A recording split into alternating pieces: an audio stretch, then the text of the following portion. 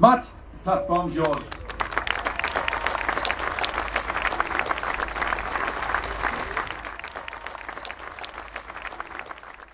Friends, sisters, brothers, comrades, it is an honour to be here once again to speak on behalf of the Fire Brigades Union to the big meeting.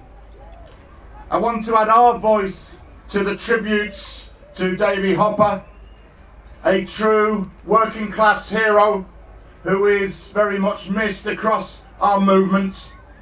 He was a great friend to us in the Fire Brigades Union and indeed to all of those engaged in trade union and working class struggle.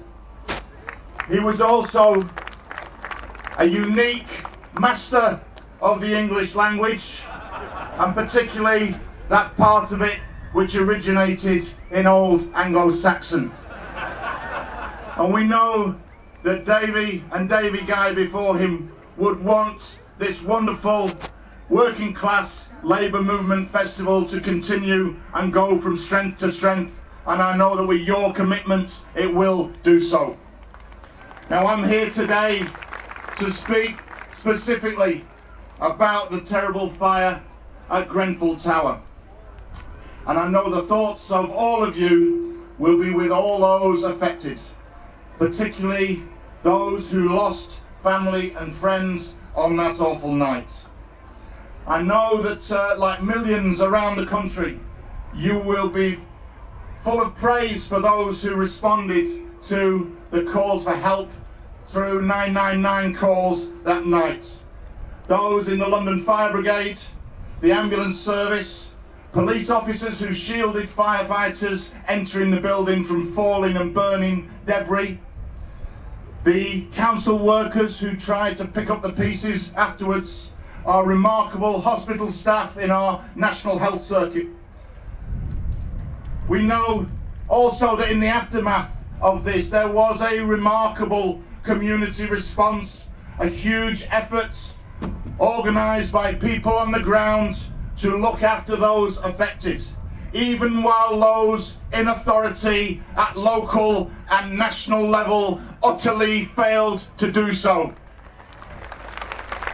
I want to say something about our members, the firefighters that night. I have spoken to quite a few, but by no means all. I was a firefighter for more than 2 decades, and I've been around this industry now for 34 years. And I have never in my professional life seen firefighters have to deal with a fire on that scale and with such a risk to life. I've never seen firefighters have to do the things that they did on that terrible night. Firefighting is based on planning for risks, but the scale of the fire at Grenfell Tower was not planned for because it should never have happened. In those circumstances, firefighters simply could not apply the normal practices and procedures that enable them to do their job effectively in other emergency incidents. One firefighter described to me that the many decades of knowledge, skills, training and experience were brought to bear by the hundreds of people there to try to deal with a situation that nobody had prepared for and that nobody expected. Our procedures are there to enable firefighters to intervene, to save lives, to tackle fires and other emergencies. They've developed over many years and are based on knowledge, equipment and experience. They enable firefighters to enter burning buildings when other people are trying to get out. But firefighting equipment and personal protection does not turn those people into superheroes. They remain human beings. We had firefighters who became lost from their colleagues, teams that became split. We had firefighters whose air ran out while they were trying to save lives. We had firefighters who gave their own safety equipment to members of the public. We've had firefighters who entered that building again and again against normal safe working practices. And why was that? because they were determined to try to do what they could to save lives and to do whatever was possible. And that night, they did.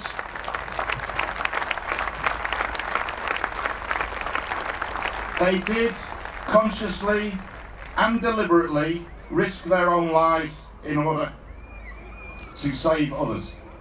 It is a miracle indeed that we did not lose significant numbers of our own members that night. They did save lives, but tragically many people, far too many people died. And firefighters would say this, that they are proud to do that job. They are proud of their trade.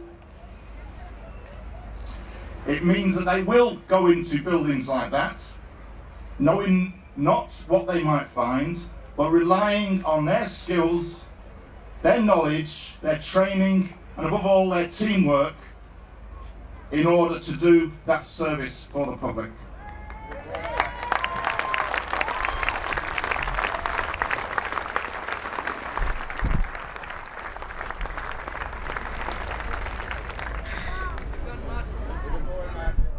And I would say this about firefighters and the other people who responded that night.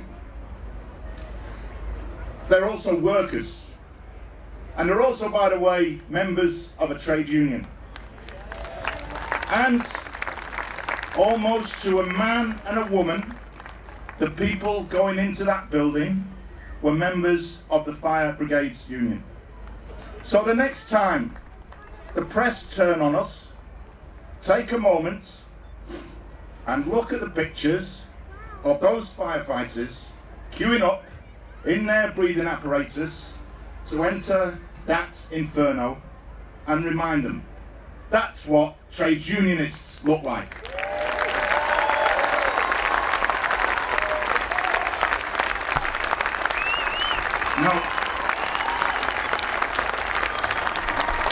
Now we in the FBU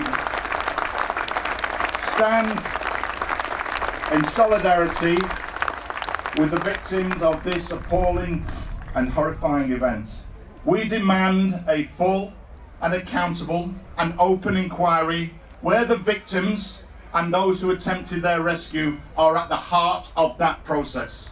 Because this was no act of God. There was no higher power that ordained this event should or could happen. We live in a wealthy country. We live in a country with a huge knowledge of building construction. We have world-leading experts on fire safety in this country. So this should not happen here, but it did happen here. This is a country that can send remote-controlled guided missiles turning corners down streets halfway across the world, but we can't keep people safe in their own homes. We have the right, therefore, to ask questions and to demand answers, and we have the right to demand action as a result of those questions and that process. We will find, as we examine this incident, that indeed this was no act of God, but rather this is a result of a series of decisions, a series, yes, of political decisions that created this situation where this could happen.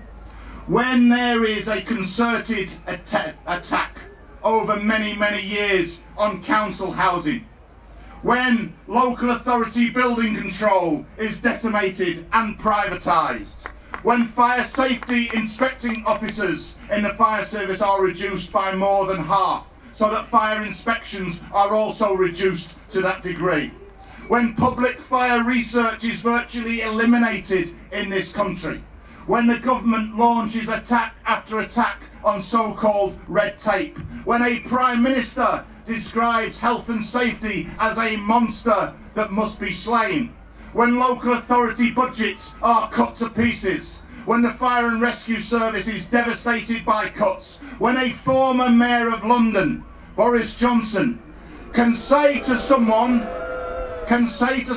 challenge him over closing 10 fire stations to get stuffed and think it's all a big joke.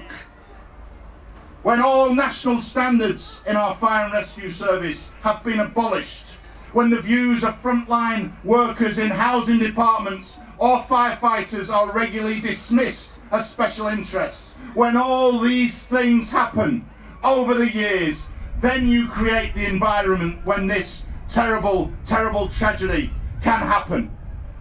And for us, this needs therefore to be a turning point.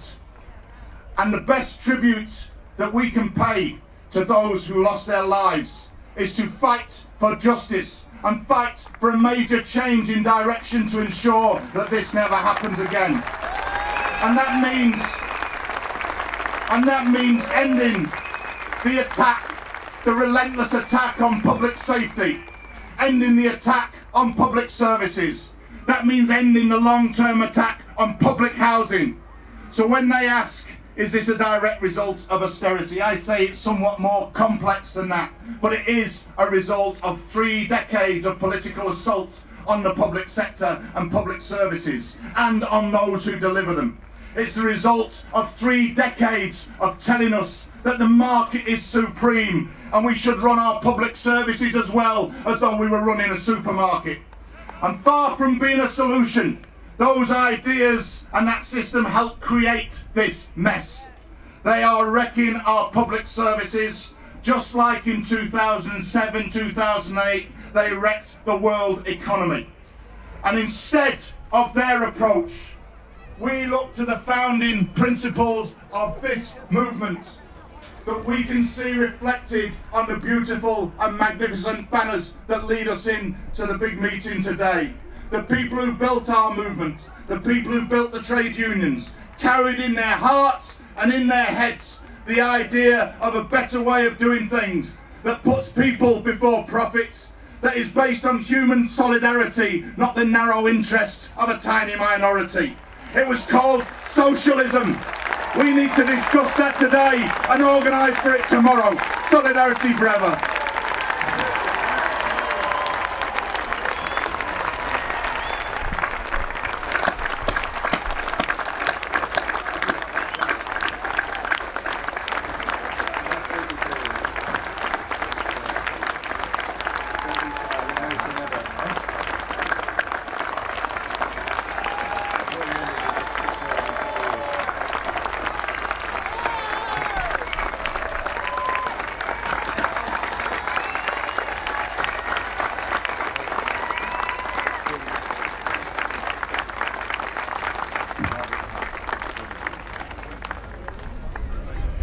Well done, Matt. I know that was really hard for you. You've been involved down there and seeing the effects upon your members, how they're being affected by trying to get people out of that building. So thanks very much, Matt.